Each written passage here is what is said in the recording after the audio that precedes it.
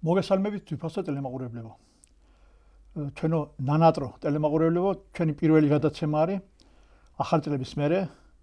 ყველაფერს გილოცავთ, რაც ამ ახალი წლების წინ მოხდა და ახალი წლების შემდეგ მოხდა კარგს და გისურვებთ ყველაზე ბედნიერი წელი ყოფილიყოს 2025 წელი თქვენ ცხოვრებაში. ჩვენ ვიწყებთ გადაცემას იმედის თვალსაჩინო. ანუ სხვანაირად ჩვენ ამ სახით მარადიულობის თვალსაჩინო და ბევრი სახელი გვაქვს შერჩეული. ჩემი სტუმარია ბატონი გია ნადარიშვილი, აკადემიკოსი, ცნობილი ჰომეოპათი და ჩვენ ერთად გავაგრძელებთ იმ გადაცემას, რომლის შესახებაც თქვენ ცნობილია თქვენთვის. რახან მოგილოცეთ ახალი წელი მეგობრებო, მინდა გისურვოთ ბედნიერი დღეები, მშვიდობიანი დღეები საქართველოში და საქართველოს დღეს ყველაზე მეტად სჭირდება მშვიდობა.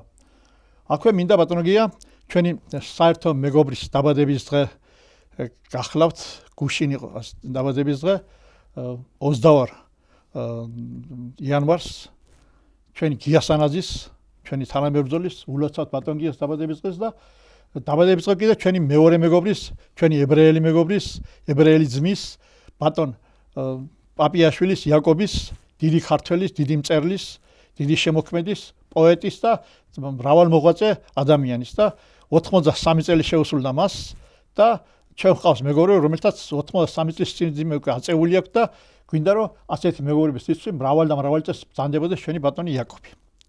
ეხლა მეგობრები გადავიდეთ ძირითად საქმეს. ჩვენ უკვე ეს ერთი ხანია ვსაუბრობთ შავი ზღვის გაპატიოსნების საკითხებზე.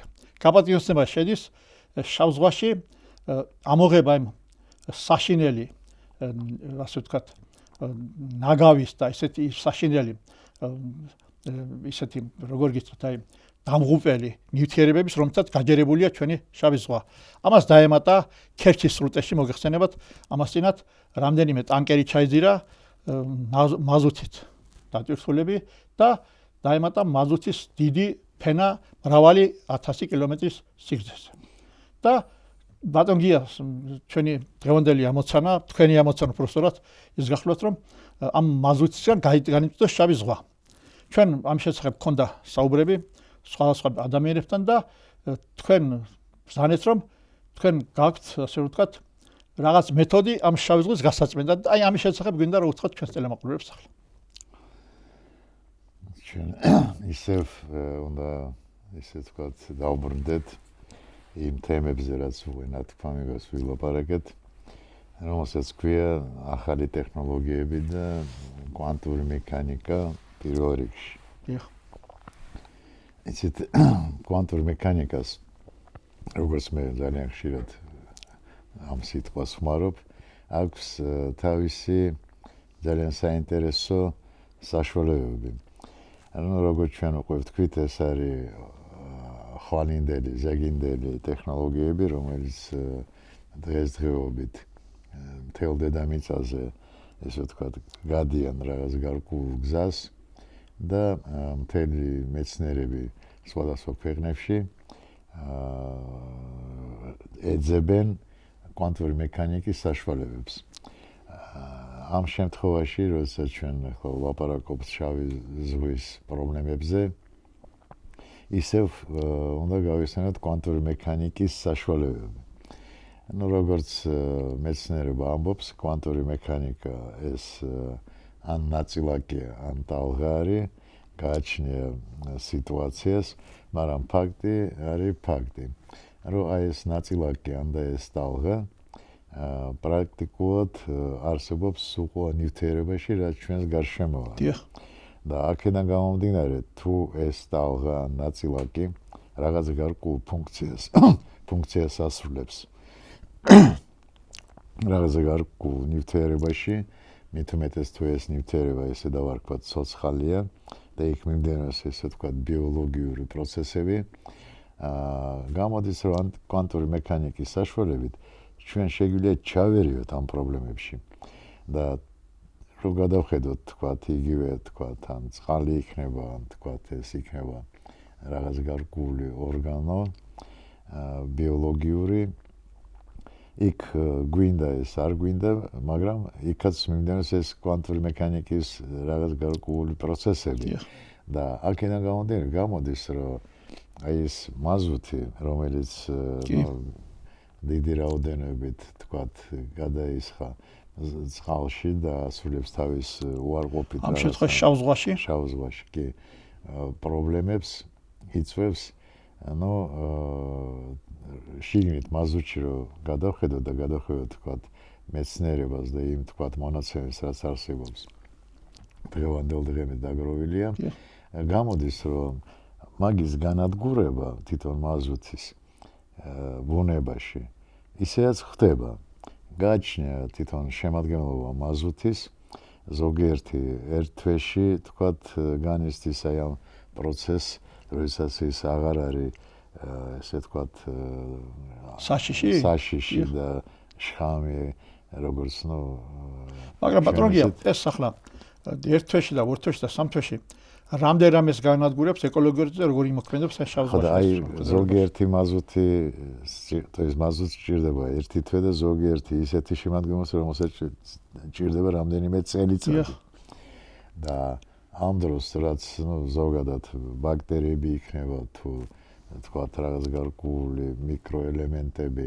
ცოცხალი რომელიც წყალში არსებობს სულ ყოფილეს ხდება და ეს მაგათი სიკვდილი ჯაჭვით გამოიწევს სხვადასხვა პრობლემას აუცილებლად იმიტომ რომ მაგენი თავის ფუნქციას ასრულებენ და ზოგადად იმაზე ღრმად რო არ გადავხედოთ რა ფუნქციას ასრულებს პირველი მაგათი ფუნქცია არის ესე ვთქვათ ჟანგბადის გამოყოფა და მთელ დედამიწაზე რაღაც გარკვეული რაოდენობა პროცენტულად ეკუთვნით აი ამ ბაქტერიებს რომელიც აი ამ ზოგადად პრობლემის გამო ხდება და ეს მთლიანად თან ჩვენ ვიცით რა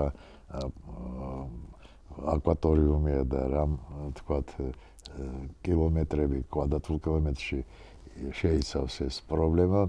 ანუ მეახლობით ხდებით რა რაოდენობა ბაქტერიების ამ შემთხვევაში უნდა მოგდეს. და რა ფუნქციას აი ის რასაც ასრულებენ ჟანგბადის გამოყოფის ფაქტი დაირღვევა.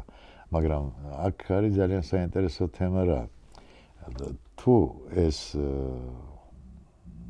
თვითონ ხო ნივთიერება მაზუთი განიცდის რაღაც გარკვეულ დროის მანძილზე განადგურებას რა იწვევს ამ განადგურებას გამოდის რომ აქაც ბაქტერიების დამსახურება არის აქ თვითონ თვით განადგურებაზეა საუბარი ხო წარხები გარდან არის და აი ეს ბაქტერიები ასრულებენ რაღაც გარკვეულ თავის ფუნქციას და მაზუთი გადადის სხვა მდგომარეობაში, როდესაც უკვე აღარ არის მავნე და შხამიანი, იმიტომ რომ მაგ შეიცავს უამრავ ისეთ ნივთიერებას, რომელიც წამლავს არა მარტო თქვათ ბაქტერიების წყალში, არამედ შეიძლება ეს ჩაისულოს.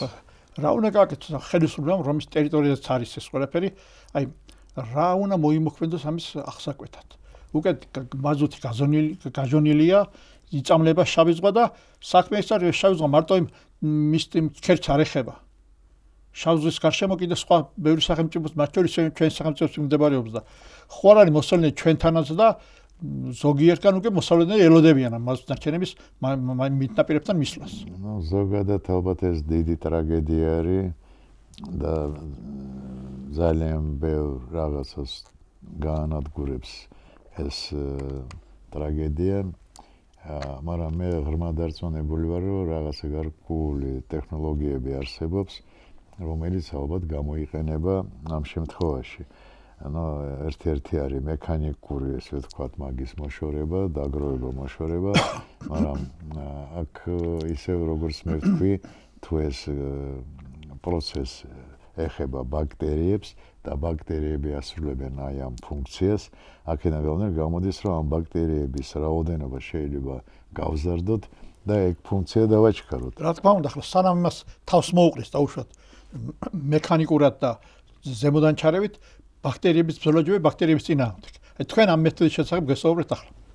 თქვენაც მოიქმედებს ამ ეტაპზე. თვითონ ის გზა რაც ზოგადად მე გავიარე თავის სტეპში და არა მარტო მე ჩვენ ვხედავთ რომ იგივე თქვა პროცესი ხდება ნიადაგში და ის თუ ადამიანს ან მეცნიერებს აქვთ სურვილი და ესე თქვა მიმართულება ჩადებული იმაში რომ ნიადაგში მოხდეს რაღაც აღდგენითი პროცესები იქაც ჩვენ მოქმედებთ ბაქტერიებზე რომელსაც ჩვენ რაღაც გარკვეული საშუალებებით რომელიც არავნებს ესე თქვა ეკოლოგიას ვუმატებთ წყლის სახით ნიადაგს და იქ მრავლდება ბაქტერია რომელიც დანარჩენში ასრულებს თავის ფუნქციას და როგორც კანონზე მიერება იქ იზრდება გუმუსი თქვენ ახლა ისაუბრებთ რომ თქვენ გაქვთ არსენალში ესეთი რამ წამალი წვეთები შეიძლება სხვა რამე რომლითაც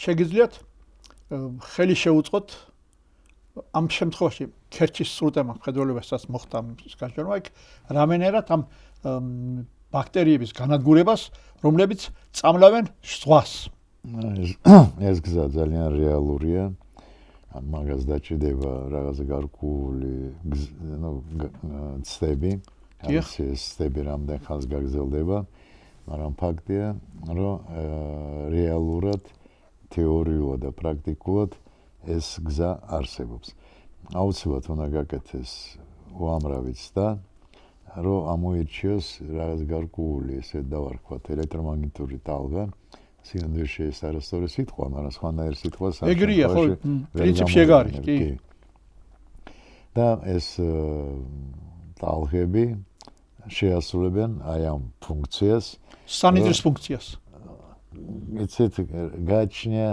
ტალღას რა იცით სული უდევს აი ამ ტალღას რა უნდა შეასრულოს ჩვენ ამისთანავ თქვით რომ კვანტურ მექანიკას დღეს კვანტურ მექანიკაში შედის ტალღები რომელიც ესე ვთქვათ ვითომ არარეალურია ჩვენი ცოდნიდან გამომდინარე და ინფორმაციიდან გამომდინარე ამ დროს ისინი ასრულებენ კოსმოსურ დატვირთვებს იცით რო არა ყოფილიყო ეს ფუნქციები არ ჩვენ არ ვიქნებოდი და არის კოსმოსი არ იქნებოდა ამ შემთხვევაში დროს და სივრცეს მნიშვნელობაც არ აქვს ხო ეს თვითონ ამ კვანტურ მექანიკას იმ ტალღებს რომელსაც კვანტურ მექანიკაში შედის მაგათ არ აქვს არც დრო და არც სიჩქარე და არც სიგრძე ასე რომ გასაგებია ხო რეალურად როგორ არ არსებობს მაგრამ სამწუხაროდ ჩვენ მაგას ჯერჯერობით ესე ვთქვათ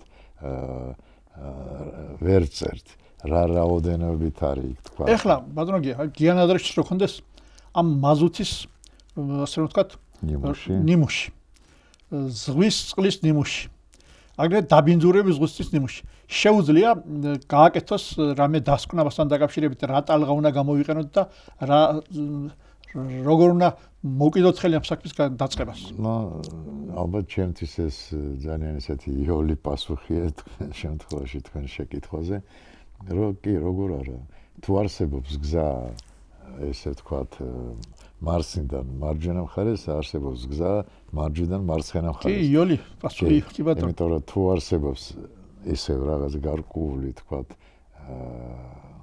ტალღები რომელიც შექმნა ეს ყველაფერი და აკონტროლებს და რაღაცა მიზეზის გამო აი ეს კონტროლი დაირღვა შეიძლება მისი ინფორმაცია ისევ აი ამ ტალღების საშუალებით რომ ის თქვა დარგვა გამოსწორდეს და ამ შემთხვევაში ჩვენ როგორც მე ვთქვი ამისთანავ რომ მთავარია გამრავლდეს ბაქტერიები რომელიც ასრულებენ აი ამ ფუნქციას და თქვენ გაქვთ ამ მეთოდი რომ ბაქტერიების გამრავლების მეთოდი აი ეს პრაქტიკულად ერთი 20 წელიწადი მარტო ამ თემებზე ვმუშაობ და ჩემი ესე ვთქვა სადოქტორო ეხებოდა ამ ბაქტერიებს და აი ამ ტალღებს რომელიც უჯრედის დონეზე ცლიან სხვადასხვა პროცესებს და აქედან გამომდინარე შეიძლება მაგათი მართვა ან მომატება რაღაცა ბატონო ახლა ამ თემაზე აუბრებს რა თქმა უნდა მაგრამ არსებობს აქ სხვა ნივთიერები, რომელიც შეიძლება ასევე ჩაიღვაროს არა მარტო ჩვენ ღმერთმა გვაშორა შავ ზღვამ, არიან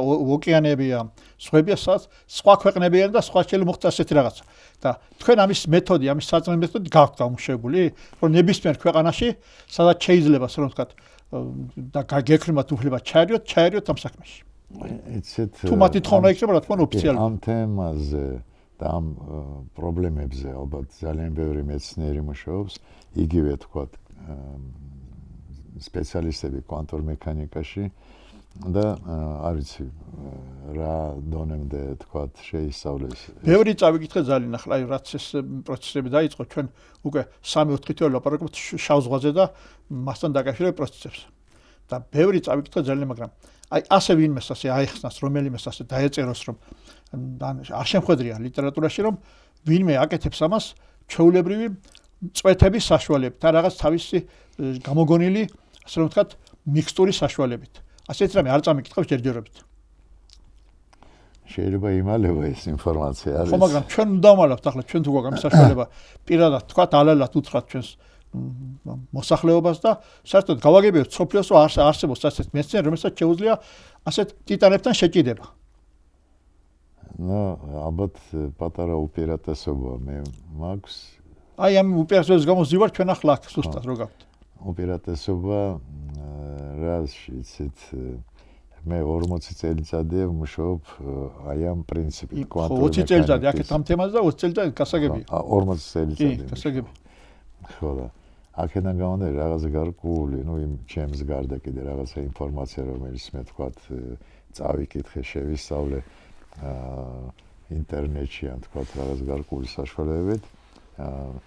ამ თემებზე ძალიან ბევრი მეცნიერი ლაპარაკობს, მაგრამ უპირატესობა ჩემი რაშია, იცით მე თურმე 40 წელიწადია, რასაც ისინი ამბობენ თეორიულად, მე პრაქტიკულად ვიხარ. აკეთებდი პრაქტიკულად, კი ბატონო. და აქედან გამომდინარე, რაც მე გზა გავიარე, რაღაც გარკვეული დასკვნა გამოვიტანე, ხო? აი, რატომ თქვათ ის ან და ეს ნივთიერება გადაყვანილი აი ამ პრინციპებით, აი იმ დონემდე, რომ იქ დარჩა მარტო თქვათ რაღაც გარკვეული ტალღა და ეს ტალღას, აი ამ ტალღას შეუძლია რომ ებრძოლოს რაღაც გარკვეულ ან დაავადებას, ან თქვათ ბაქტერიებს, ან ვირუსებს. გამოდის, რომ მაგათი მართვა შეიძლება და მიმართულებად გამოიყენო სხვადასხვა შემთხვევაში. და ეხლა ეს შემთხვევა იგივე თქვათ სიტუაცია არის, სადაც აი ამ ტალღების საშუალებით შეიძლება შეიცვალოს რაღაც გარკვეული პროცესები დადებითად. კი ბატონო. აი ეს არის პრინციპი.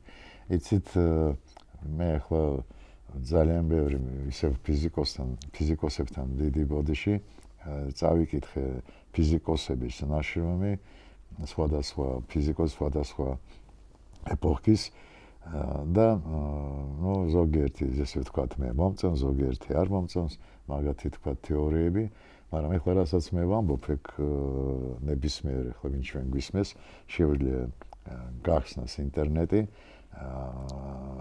დაწეროს ირვინ შროდინგერი და მაგის აი კაცის ნაშრომი, რომელსაც ქვია ბიოლოგიის პოზიციის ფიზიკა. რა პროცესები ბიოლოგიურად მიმდინარეობს ფიზიკოსის თვალსაზრისით, ფიზიკოსის თვალით, დიახ. ჩვენ სხეულში და რადგანაც ჩვენ სხეულში რაღაც გარკვეული კანონზომიერებები მიმდინარეობს, ეს გამოდის, რომ ნებისმიერ ესე ვთქვათ მცენარე იქნება თუ ქვა იქნება თუ მეტალი იქნება, სხვადასხვა ხო, ობიექტი, სხვადასხვა ობიექტში შეიძლება მიმდინარეობს იგივე პროცესი სხვადასხვა სიჩქარით. იცით, თუ ჩვენში ზოგადად ეს ხდება რაღაც გარკვეული თქვა წამებში, იქ შეიძლება დაჭირდეს 1 საუკუნე, მაგრამ პროცესი ერთი და იგივეა. გასაგები. ფიზიკიდან გამომდინარე. მაგრამ თქვენ შეგიძლიათ ამ პროცესის დაჩქარება. ამაშია, ასე ვთქვათ, ხიბლი, ხო, ამ ჩვენი. პრინციპი და ესე ვთქვათ, თვითონ აი ეს დადებითი რაც შეიძლება ამ შემთხვევაში მიმართულება გამოიყენო, ეს არის ის ცოდნა, რომ აი ამ პროცესებში შეიძლება ჩავერიოთ და გამოვიწიოთ რაღაც გარკვეული ცვლილებები, რომელიც ჩვენ გვჭირდება იმისთვის, რომ მივიღოთ რაღაც გარკვეული რომელიც რამე სხვა დარღვევას არ მოახდენს. ისეთ რა არის, იმიტომ მე ვთქვი, რომ მაგას სჭირდება რაღაც გარკვეული ცდების ჩატარება, გაკეთება რაღაც გარკვეული ცდები, რაღაც გარკვეული დრო დაჭირდება და მიმართულება. რა თქმა უნდა, დრო დაუცილებელია ხო ყველაფერი გასინჯოს. როდესაც მივიღებთ იმ თქვათ პასუხს, რის და როგორ შეიძლება ჩავერიოთ ამ პროცესში, რომ მივიღოთ მარტო დადებითი შედეგი. იმიტომ რომ უარყოფითი შედეგი პრაქტიკულად არ უნდა იყოს, მაგრამ რაღაც უნდა დაუშვათ, რაღაც შეისწავლოს ეს პროცესები, იმიტომ რომ ნახეთ რა ხდება, ჩვენ ვიღებთ ამ შემთხვევაში რაღაცა გარკვეულ თქვათ, შხამს. კი ბატონო. ვთქვათ ესე და ამ შხამში უნდა შევცვალოთ რაღაც გარკვეული ჯერ ფიზიკური პროცესები, რომელიც მექანიკურად შხამი უნდა შევცვალოთ წამლად, ასე რომ ვთქვათ. დაახლოებით ისევ დავარქვათ წამალი, ელექტრომაგნიტური ველით. ხო, რომელიც ამ შემთხვევაში წამლის ფუნქციას შეასრულებს. კი ბატონო, მაგას ვამბობ. მაგრამ აი ეს პროდუქტი, რომელიც შემდეგში დარჩება, უნდა შეისწავლოს რა პროდუქტი რჩება, დადებითად იმოქმედებს თუ არ ყოფითად იმოქმედებს რაღაც გარკვეულ გარემოს. მაგრამ იმ პრაქტიკიდან გამომდინარე, რაც მე გავიარე, 98% მაინც იქნება მარტო დადებითი. ესე იგი, თუ ამ პროდუქტმა გაამართლა, აი თქვენ ახალი პროდუქტი შექმნათ, არა ამის. მე ამის გამოყენება შეიძლება ნებისმიერ ზღვაში, ნებისმიერ ოკეანეში. რაღაც მეტნაკლებად, რაღაც გარკვეული შეცვლის შემდეგ. კანონზომიერება სულ ყველგან ერთნაირია. ანუ პრინციპი არის ნაპოვნი. კი. კი, პატარა ცვლილებები დაჭირდება გააჩნია ზოგადად შემადგენლობას. რა თქვენთვის ძნელი არ იქნება ამის შემჩნევა? კი, ეს ინფორმაცია თუ არსებობს, შეიძლება ამ პროცესში ჩარევა და აი ეს რაოდენობა თქვა სხვადასხვა ნივთიერების შეცვალო, ან გაზარდო, ან დააკლო. გააჩნია რა გზას მიყვებით და რა შედეგი გვაინტერესებს და უნდა მივიღოთ. თორე პრაქტიკულად მაგის გაკეთება ძალიან რეალურია. რეალური, ესე იგი, თქვენ ამბობთ ახლა ქართველი მეცნიერი გიან ადრეშვილი, რა ვთქვათ, ღვთისა და ხალხის წინაშე, რომ აი ის პროცესი თუნდაც რომელიც ახლა მიმდინარეობს შავ ზღვაში, ჩვენ ამ პროცესს დიდი ხანია ვსაუბრობთ, რა პროცესი მიმდინარეობს, როგორ იღუპება შავი ზღვა, თვალძახელშუა და თუნდაც ეს ახალი დაწყებული ეს მაზუთის პრობლემა, რომელიც ახლა არის იქ, შეგიძლიათ ამის შეცვლა დადებითისკენ. აუცილებლად. მე წინასწარ არ ვიცი პროცენტულად რა შედეგი იქნება, რატომღაც გონია, რომ მაგის დროიდან გამომდინარე დავაჩქარებთ აი ამ პროცესებს. ყველა ვარიანტი დააჩქარებთ. აუცილებლად მე არ ვიცი 50% იქნება ეს თქვა დაჩქარება თუ ცოტა ნაკლები, ცოტა მეტი, მაგრამ რო ექნება დადებითი შედეგი, სვლა პროცესი ორი აზრი არ არსებობს. მაშინ რას უყურებთ ჩვენთან და რას უყურებს საერთოდ ყველაფერის ეს პირველი შემთხვევა ხო არა, რომ ჩვენ ამ შესახებ საუბრობთ. იცით რა არის? რის ეშინი ამ ხალხს? არ ვიცი.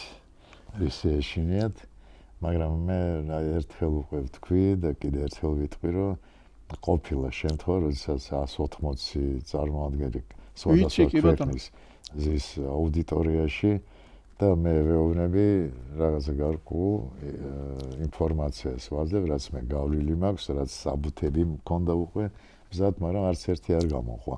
ამ დროს 180 ქვეყანა იყო და იქ სულ მეცნიერები იჯდნენ.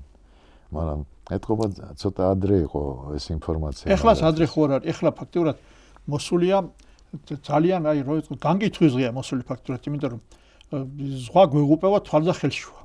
ორჯერ არის გაზრდილი, ხო?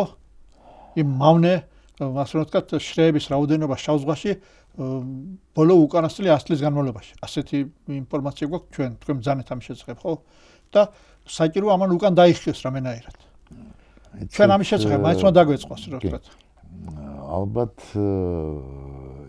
იმ ხალხს, ვისაც ვთქვათ, ეკუთვნის აი ამ ვთქვათ პროცესის, რაც ხდება, ესე ვთქვათ, ეკოლოგიური აღდგენა, ეს შავი ზღვა იქნება თუ ნიადაგი იქნება, ვისაც ეკუთვნის, იმან უნდა გაიგოს, რომ ესეთი საშუალება არსებობს და მე წმენა აქვს თუ არ აქვს ამ მეთოდის უნდა გააკეთოს ცდები.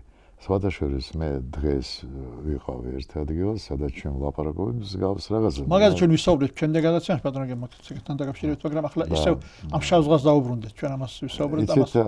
ადამიანმა, რომელიც რაღაცა ინფორმაციას ფლობს, მეცნიერულ ინფორმაციას, რაღაც გარკვეულ თქვათ ეს ბიოლოგია იქნება, კვანტური ფიზიკა იქნება, თუ ქიმია იქნება, უნდა მიხვდეს, რომ აი ამ რასაც მანამდე ჩვენ ვილაპარაკეთ და ვთქვით, რომ აი ამ მის უკან დგას რაღაცა რეალობა და თუ უნდა რომ ნახოს რამდენად რეალურია ეს გზა, უნდა გააკეთოს რაღაც გარკვეული ცდები. კი ბატონო. და არ გჭირდება ჩვენ ამ შემთხვევაში თქვა დიდი ხარჯი და არ გჭირდება შავი ზღვა მთლიანად. ჩვენ გჭირდება ამ შავი ზღვის რაღაცა გარკვეული, არ ვიცი 5-10 ლიტრა იმ წყლის, ანდა თქვა 1 კილო. 5 ლიტრა შავი ზღვა. ასე რომ ვთქვა. ანდა 1 კილო თქვა იმ მაზუთის და მაგიდაზე გავაკეთოთ ეს და რომელიც ძალიან ოჯახური პირობებში. ხო, ოჯახური პირობებში და რომელიც ძალიან ესე თქვა ხარჯი არ დაჭირდება პრაქტიკულად მაგას და შევხედოთ რას მივიღებთ და თუ მივიღებთ აი ამ მაგიდაზე შედეგი მე გადავიდეთ დიდ ფართოებს. დიდ ფართოებს. როგორი შედეგი თქვენ მიიღეთ ის არის, როცა შიშველი ხელებით მოახდინეთ წყლის სასმენწყლის გაწმენდა, ხო ფაქტიურად? კი. იმიტომ რომ პრინციპი ერთი და იგივეა. ეხლა აი აქ დგას ჭიქა, ხო და ამ წყალს ჩვენ სვავთ. დიახ. მაგრამ ღრმად რო გადავხედოთ, ამ წყალში არის თავისი რაღაც გარკვეული კომპონენტები, რომელიც შესწავლილია და აუცილებლად აქ არის ისეთი კომპონენტები, რომელიც ესე თქვა ორგანიზმზე მოქმედებს უარყოფითად, ხო? მაგრამ ამ წყალში არის იმ რაოდენობით ეს დავარქვათ უარყოფითი კომპონენტები, რომელიც ორგანიზმის საშიში არ არის. მაგრამ მაინც არსებობენ. და აი ამაზე გავაკეთე მე ის ისრაელშიც და მაგიდაზე არა ლაბორატორიაში. და ეს წყალი რო გაისინჯა 30%-ით იყო შესული დადებითად. კი. მაგრამ ეს რას ნიშნავს, რომ თვითონ ამ მეთოდს აქვს ჩაერიოს ამ პროცესებში. ეს როგორ ამ პროცესებს თქვათ ცვლის ეს უკვე ფიზიკური კანონებია და მაგაზე ახლა ჩვენ რო ვილაპარაკოთ ალბათ ზედმეტი იქნება, მაგრამ ფიზიკოსები ვინც თქვათ მუშაობს აი ამ მიმართულებით კვანტურ ფიზიკაში მიხვდებიან ისეთ, იმიტომ რასაც მე ვამბობ, მე ზოგადად ვამბობ იმ ინფორმაციას, რომელიც წაკითხული მაქვს თქვათ ვიღაცა ცნობილ ფიზიკოს ნაშრომებიდან. იგივე როგორც ვთქვათ, ერვინ შროდინგერი იყო, რომელიც აი ამ ვთქვათ თემებზე დაწერა წიგნი და დღესაც ბევრი არიან, ვიღაცა მიმართულებით მუშაობს და ესეც ინტერნეტში არსებობს და მაგის ვთქვათ მონახვა და წაკითხვა პრობლემა არის.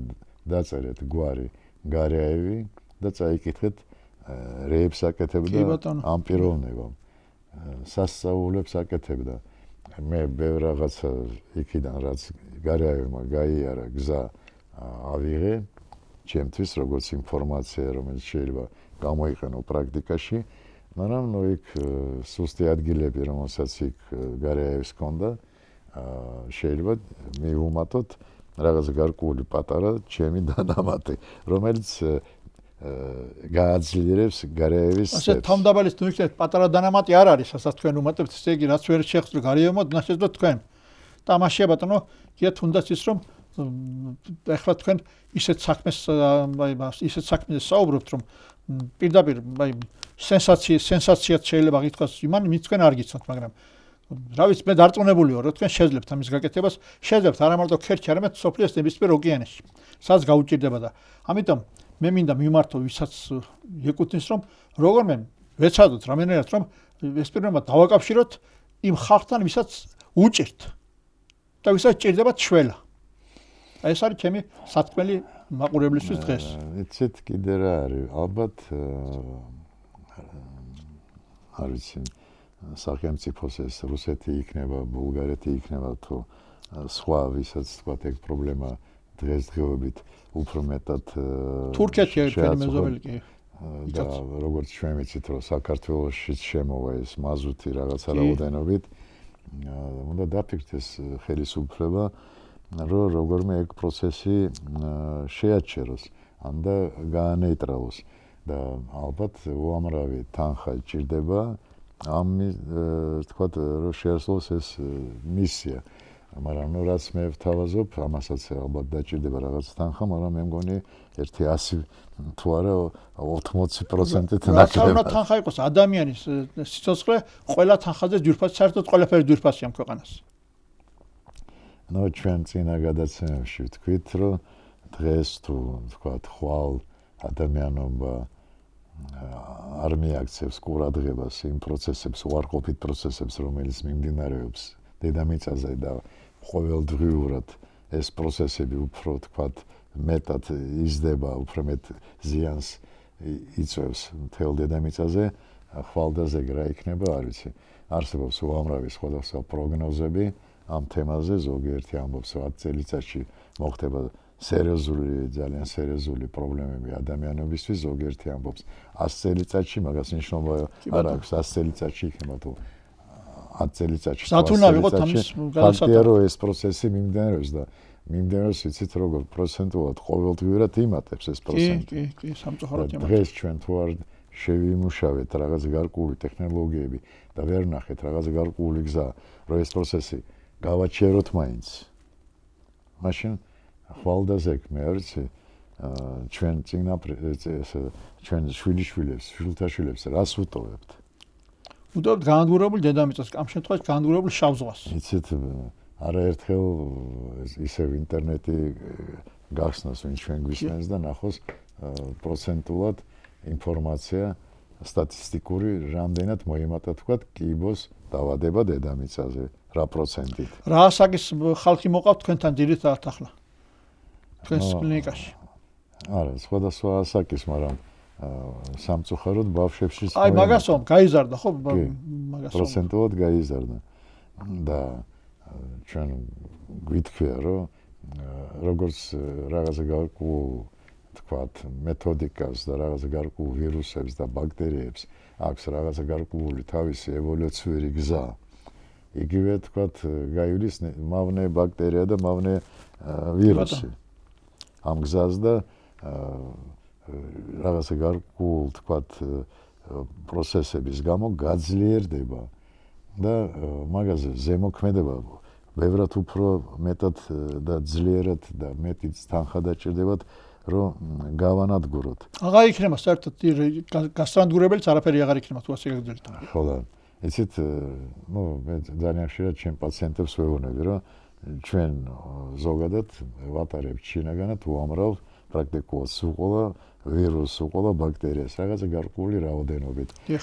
შეიძლება ყოველდღე ეს არ იყოს, მაგრამ ნუ ჩვენ ხალხი ვართ, ვსუნთქავთ, ვჭამთ და მივიღებთ რაღაცა გარკვეულ შხამს, მაგრამ ამ სულ ყველაფრის საწინაოდ ორგანიზმს აქვს საშუალება, რომ თქვა ჩართოს ეს დამცავი მექანიზმები, რომელიც ნუ გადაარჩენს ორგანიზმს, აი თქვა პრობლემების საწინაოდ იმუშავებენ და გადაარჩენ ორგანიზმს. მაგრამ ის ესე დავარქვათ პარაზიტი ისიც გადის ევოლუციაში. ავისთავად გადის, ისიც სწავლობს და ძლიერდება.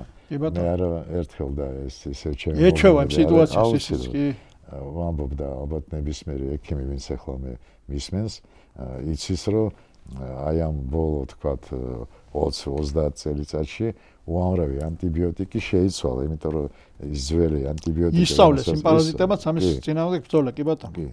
და როგორც ჩვენ გვაქვს იმუნური სისტემა, ისე მაგათ აქვს იმუნური სისტემა, აი ამ ანტიბიოტიკის საწინააღმდეგოდ გამოიმუშავებს. და სანამ გაუჩნდებათ იმუნური სისტემა იმ ასე ვთქვათ, მაზუთის ბაქტერიებს, რომელიც ახლა ანადგურებენ შავ ზღვას, მანამდე დაუჯერეთ სპეციალისტის რჩევებს, ბატონი გიას რჩევებს და ჩვენი ხელისუფლება თუ სხვა ქვეყნის ხელისუფლება ყურადღებთ იღეთ ის, რაც ჩვენ დღეს ვსაუბრობთ და რამენერად მოახერხეთ ამ კაცის მიყვანა პრობლემამ. ეს არის ჩემი თხოვნა დღევანდელი და ეს არის ჩემი გადაცემის თავარი სათქმელი ბატონო. კიდე თქვენ რას ჭირთ ახლა დავაფინალოთ დღევანდელი გადაცემა ამასთან დაკავშირებით. მოვალ გადაცემაში მაშინ შემეკითხეთ და მე გეტყვით, აი სულ ყველაფერი ხო გადის რაღაცა გარკვეულ გზას. დიახ. და ისე თქვათ, ნუ ეს ბაქტერია იქნება თუ ვირუსი იქნება, გადის თავის ევოლუციურ გზას და აღარ ეშინია თქვათ იმ დავარქვათ მაგისტრის შხამს და თავისუფლად იტანს ამას. მაგრამ აი ეს გზა რომელსაც მე ვამბობ, იქ ბაქტერია ვერ მე. აი მომავალი გადაცემა ბატონია, ისე ამ გადაცემას ახლა ვერ გავექცევით ვერსად, იმიტომ რომ ეს პრობლემა სანამ არ დამთავრდა, მანამდე იზროვე ვიქნეთ, ვილაპარაკოთ და ვიქაქანოთ ამ შესახებ, მაგრამ მომავალი გადაცემაში მე მინდა თქვენ კითხავთ აუცილებლად წილკნის ექსპერიმენტი, რომელიც თქვენ დაიწყეთ 3 თვეა წილკანში და აი როგორ გრძელდება ეს ამ შესახებ მომავალი გადაცემაში ვისაუბროთ. დღეს დამშვიდობთ ბატონ მაყურებელს, ყურადღება მადლობას გიხდით, რომ უყურებთ ჩვენს გადაცემას აკადემიურ თვალსაჩინოს. მადლობა ყურადღებისათვის, მომავალ შეხვედრამდე. კარგად ბრძანდებოდეთ. დიდი მადლობა, კარგად იყავით.